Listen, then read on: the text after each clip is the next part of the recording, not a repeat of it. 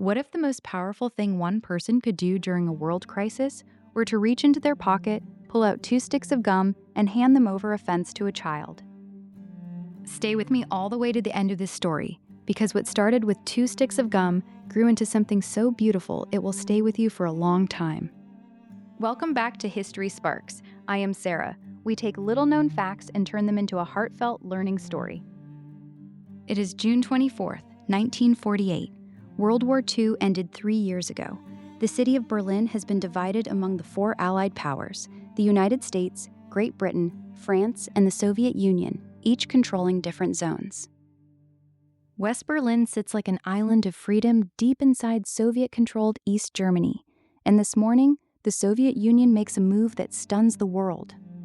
Every road, every railway, every canal connecting West Berlin to the outside world, all of it was closed, blockaded. Overnight, more than 2.5 million civilians find themselves completely cut off. No food coming in, no fuel, no medicine, no coal for heat. The Soviet strategy is simple and brutal: starve the city into submission, force the Western powers to abandon West Berlin, and absorb it into communist control. President Harry Truman looks at the situation and decides in 4 words: we stay in Berlin. 2 days after the blockade begins, the first American cargo planes take off, loaded with flour, milk, and medicine. The British join immediately. Together, they launch what becomes known as Operation Vittles, one of the most extraordinary humanitarian efforts in world history. Think about what they are attempting: an entire city, 2.5 million people, kept alive entirely from the air. At first, the planes bring in about 90 tons of supplies a day. Within weeks, that grows to 1,000 tons. By midsummer, 4,500 tons of food, fuel, and coal are landing in West Berlin every single day. At the operation's peak, a plane lands at Tempelhof Airport every 90 seconds. Every 90 seconds, around the clock, for 11 months. The West Berliners, still recovering from the devastation of war, endured the blockade with extraordinary courage. In the depths of winter, coal rations fall to just 4 pounds per person per day. Electricity runs only a few hours at a time, but the people hold together. One political leader stands before 300,000 of them at the ruins of the Reichstag and shouts words that ring across the city: "People of the world, look upon this city." They roar back, because they know they are not alone. They can hear the proof every 90 seconds in the sky above them. But now I want to tell you the part of this story that I cannot stop thinking about. In the summer of 1948, a 27-year-old American Air Force pilot named Gale Halvorson was assigned to the airlift. He flies cargo runs in and out of Tempelhof day after day, hauling flour, coal, and powdered milk. One afternoon, on an impulse, he decides to take a walk around the perimeter of the airfield. And there, at the barbed wire fence, he finds them. A group of about 30 German children was watching the planes come and go, not begging, not crying, just watching, with these quiet, serious eyes that had already seen too much of the world. Halvorson reaches into his pocket.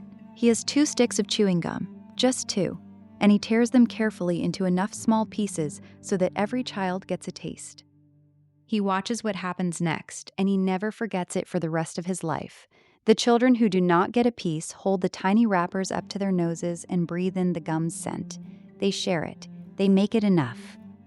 Halvorson makes them a promise right there at that fence. He will come back with more, and they will know it is him because he will wiggle the wings of his plane as he flies overhead. That night, he and his crewmates tied chocolate bars and packets of gum to handkerchief parachutes, small, soft bundles, just big enough to float down gently from the sky. The next day, on his approach to Tempelhof, Gale Halvorson rocks the wings of his C-54 and releases the tiny parachutes through the flare chute in the cockpit. Below, the children scramble and cheer. He can see them from the air. He does it again the next day, and the day after that. The crowd at the fence grows bigger. He has not told his commanding officer. He is operating on instinct, handkerchiefs, and the memory of 30 children sharing a wrapper. Then the letters start arriving at Tempelhof, addressed to Lieutenant Halvorson, addressed to Uncle Wiggly Wings, to the Chocolate Uncle, to the candy bomber. Children who did not know his name, but knew his airplane by the waggle of its wings and the sweetness falling from the sky. When his commander finally finds out, Halvorsen holds his breath. His commander tells him to keep going and to make it bigger.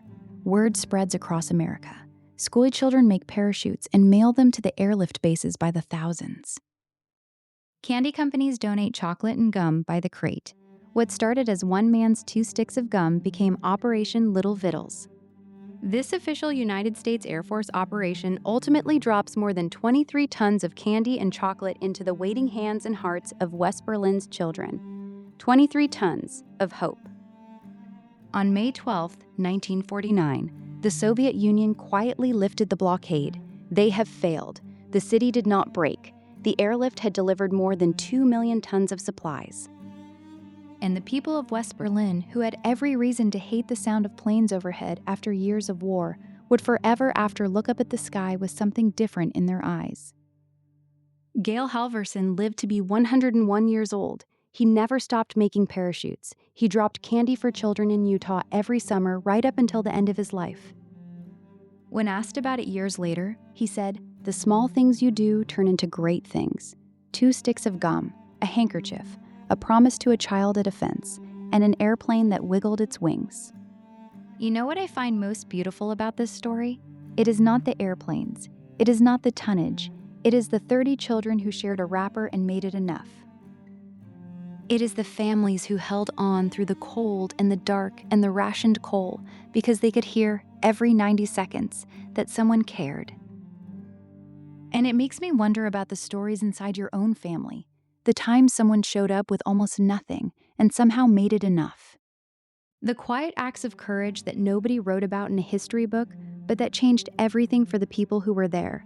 Those are the stories that belong to you and to your children. And to their children. But only if you write them down. You have story treasures inside you that the world needs. Moments of love, sacrifice, and ordinary courage that only you witnessed. Do not let them disappear. Grab our completely free family story writing guide, linked right below this video. It is our gift to you, a gentle, beautiful place to begin preserving the legacy only you can leave.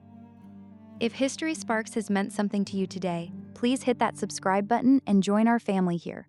Come back every single day, because every day holds a story worth knowing. Share this with someone who needs a reminder that small acts of kindness can change the world. I am Sarah, and I will see you next time, right here on History Sparks.